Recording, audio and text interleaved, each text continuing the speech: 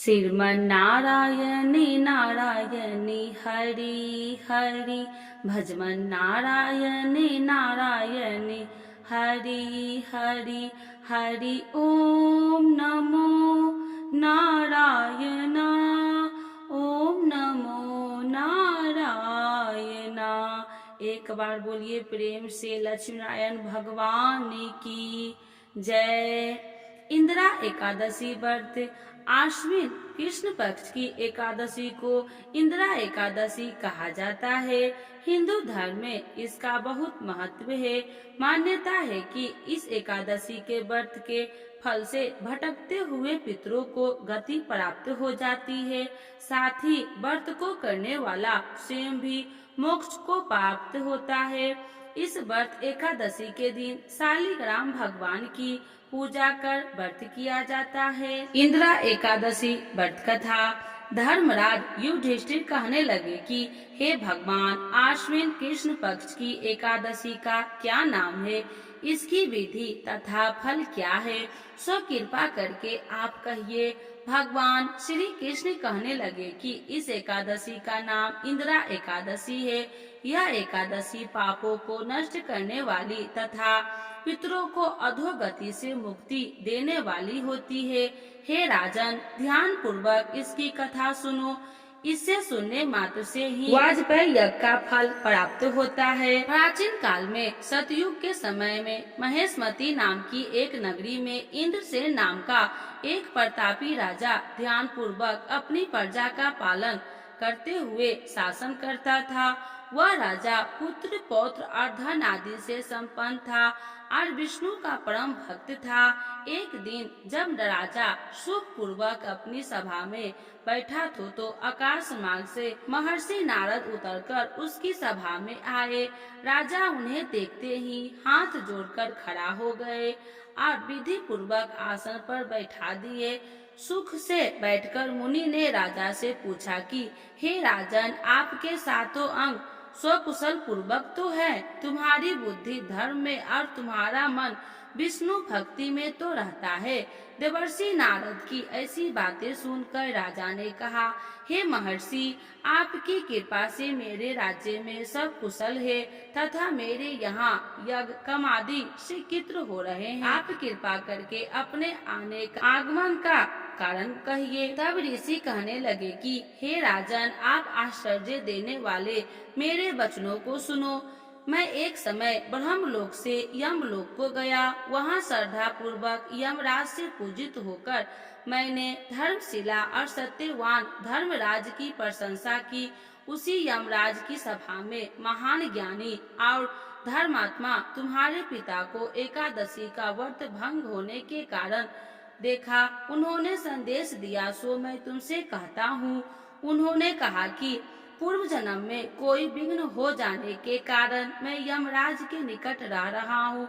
सो हे पुत्र, यदि तुम आश्विन मास के कृष्ण पक्ष की इंदिरा एकादशी का व्रत मेरे नियमित करो तो मुझे स्वर्ग की प्राप्ति हो सकती है। इतना सुनकर राजा कहने लगे कि हे महर्षि, आप इस व्रत की विधि मुझसे कहिए। नारद जी कहने लगे, आश्विन मास की कृष्ण पक्ष की दशमी के दिन प्रातः काल श्रद्धा पूर्वक स्नान आदि से नियुक्त होकर पुनः दोपहर को नदी आदि में जाकर स्नान करे। फिर श्रद्धा पूर्वक पितरों का श्राद्ध करे और एक बार भोजन करे। प्रातः काल होने पर एकादशी के दिन दत्तमन आदि करके स्नान करे।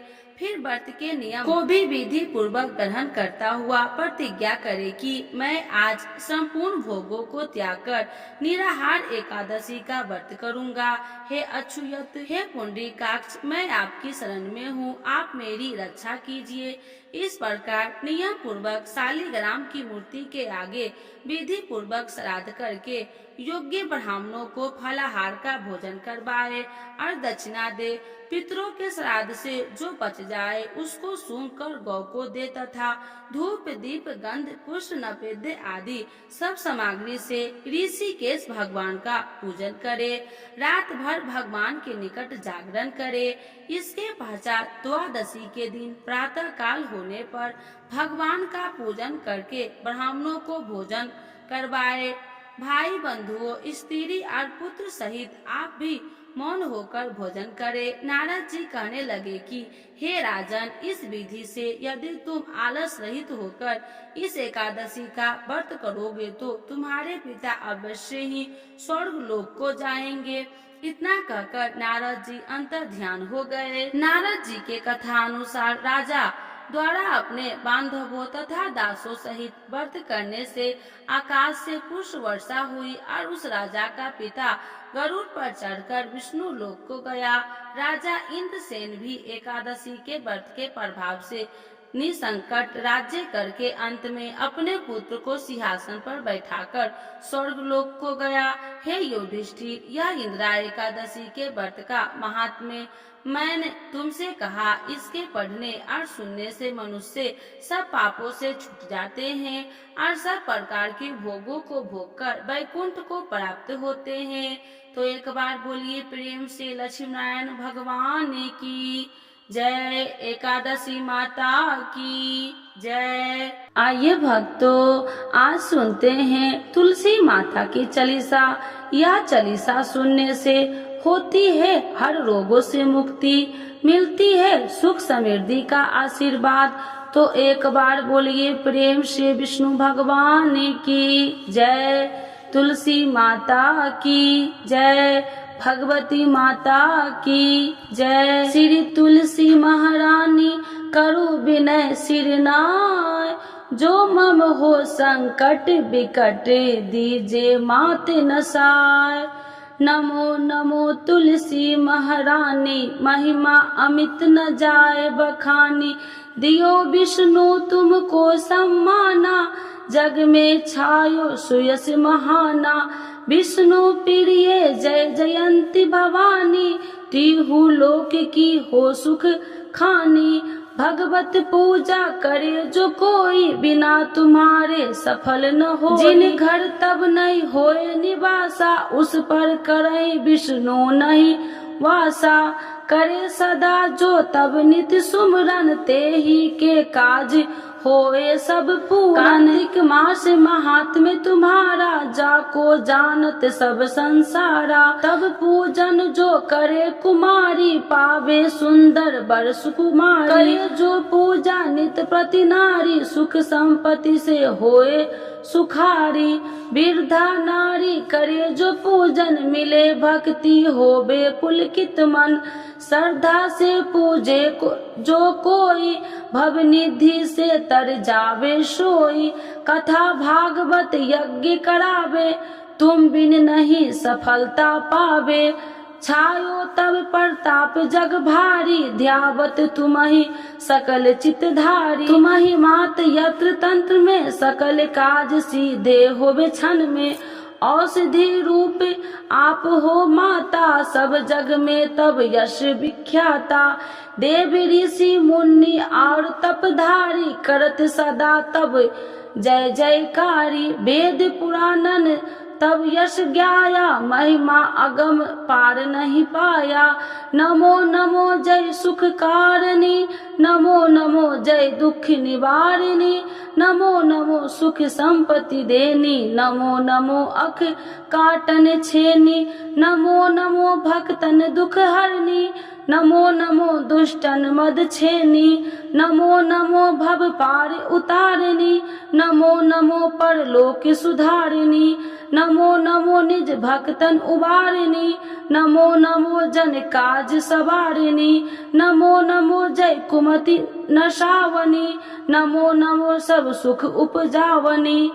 जयति जयति जय तुलसी माई, ध्याऊ तुमको शीश नवाई। निर्जन जानी मोहि अपनाओ, बिगड़े काज आप बनाओ। करूँ विनय मैं मात तुम्हारी, पूरन आशा करूँ हमारी। शरण चरण कर जोड़ी मनाओ, निस दिन तेरे ही गुण गाऊं। करहु मात यश अब मोह पर दाया, निर्मल होए सकल मम काया। मांगू मात या बर दीजे, सकल मनोरथ पूरन कीजे। जानू नहीं कुछ नेम उचारा, क्षमहु मात अपराध हमारा। माँ से करे जो पूजा, ताशम जग में और न दूजा। प्रथम ही गंगा जल मंगवावे, फिर सुंदर स्नान करावे। चंदन अक्षत पुष्प चढ़ावे, धूप दीप नैवेद्य लगावे। करे आचमन गंगा जल से, ध्यान करे हृदय निर्मल से। पाठ करे फिर चालीसा की, स्तुति करे माते तुलसी की। यह विधि पूजा करे हमेशा, ताके तन नहीं रहे कलेशा। करे मास कार्तिक का साधन, शोभे नित्य पवित्र सिद्ध होई जाई। है यह कथा महा सुखदाई, पढ़े सुने सो भव तर जाई। यह श्री तुलसी चालीसा, पाठ करे जो कोई। गोविंद सो फल पावही, जो मन इच्छा होई। तो एक बार बोलिए प्रेम से विष्णु भगवान की जय, तुलसी माता की जय, भगवती माता की जय, सर्वदेवी देवताओं की जय।